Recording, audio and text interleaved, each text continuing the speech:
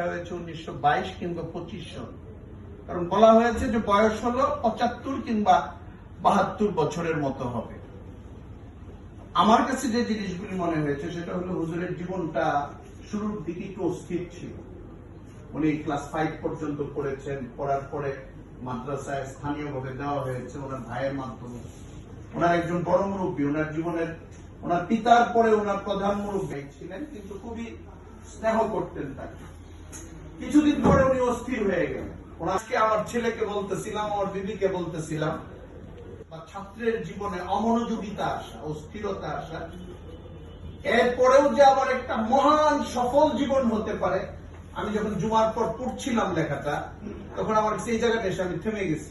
এটা ওনার একার ঘটনা না, মৌলানা নোমানী সাহেবের ছাত্র যখন আপনি পড়েন, ওখানে দেখবেন অমনোযোগিতার সঙ্গে এক জামাত 2-3 বছর পড়তেছেন উনি, এইভাবে পাঠ করছেন।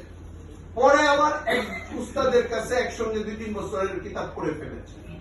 আমার এক ছাত্র রসিকতা করে বললে, বয়সটা আমার কাছাকাছি, মতিঝিল মাদ্রাসায় পড়েছে, যে হুজুর আমি মিজান 2 বছর পড়েছি, তো আমাদের ছাত্র বন্ধুদের সঙ্গে দেখা হইলে আমরা বলি, তুই কি আমার মিজান প্রথম বর্ষের বন্ধু না দ্বিতীয় বর্ষের বন্ধু? মানে ওর পড়তেই হয়েছে।